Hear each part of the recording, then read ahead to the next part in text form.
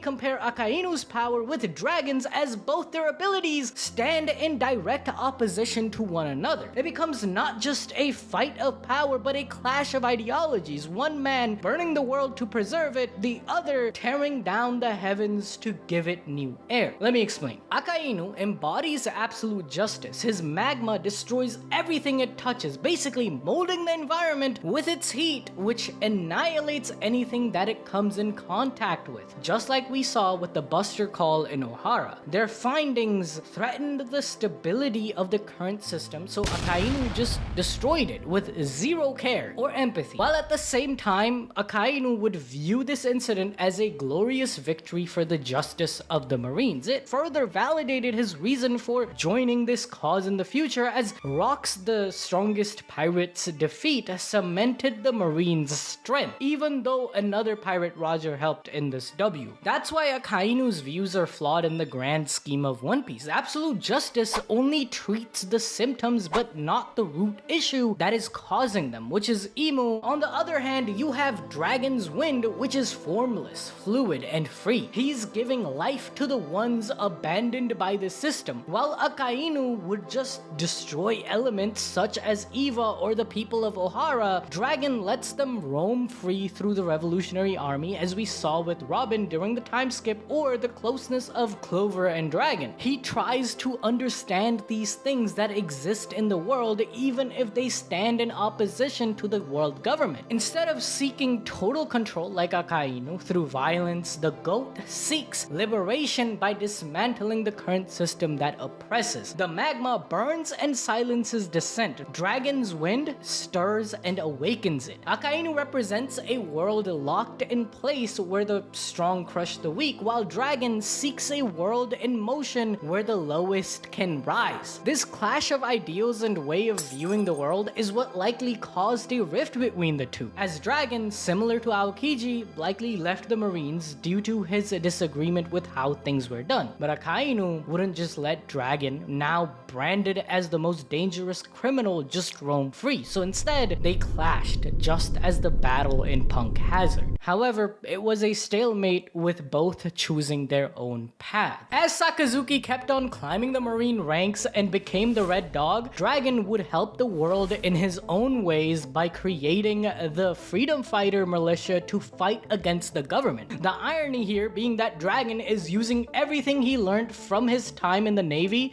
to his advantage. That's why bro waited 3 decades to make a move. Others are playing checkers while my GOAT is playing 5D chess, but no, 6D chess. You know what? 8D chess. Bro's playing 8D chess. He knows you can't defeat the immortal Gorosei or the God's Knights with brute force. Instead, Dragon's Revolution seeks to change the minds of the normal person to see and fight against the oppression. That's why only now that the revolutionaries felt strong enough to attack Mary Geoise, especially when we know how spread thin the Marines are according to Akainu. With Whitebeard's declaration that the One Piece is real, there are way more pirates. The prisoners of Impel Down have escaped. There is Buggy, the new pirate emperors.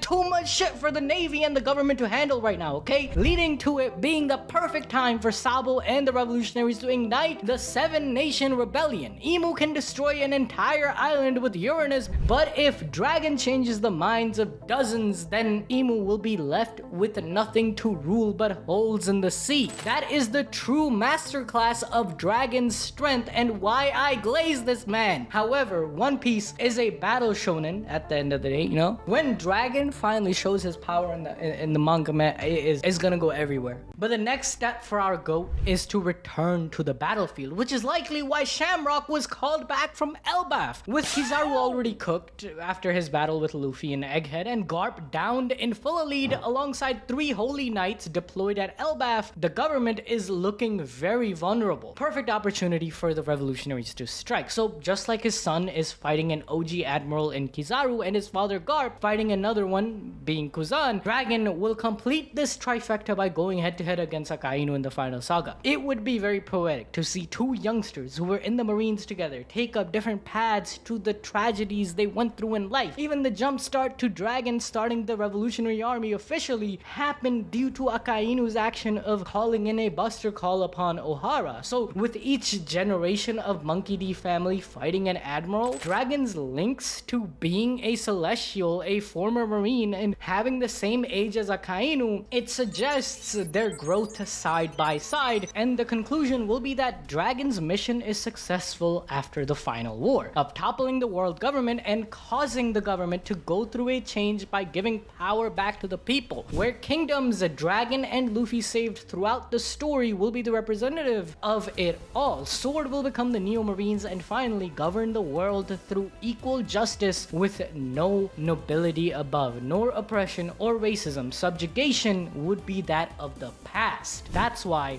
Dragon is above Luffy on my shelf, because he's the GOAT and he's stronger than Gear 5. Like, dude, Dragon by the end of the series is gonna be the strongest, okay? Top 1, rank 1 strongest character in all of One Piece. No one can beat him. No one can even touch this man. That's how goated he is, okay? He's playing 90 chess, bro. He's my GOAT. He's peak. He's coming to Elbaf, I swear. Watch this other Dragon video if you want to learn more about Dragon's entire past. This was just his Marine stuff.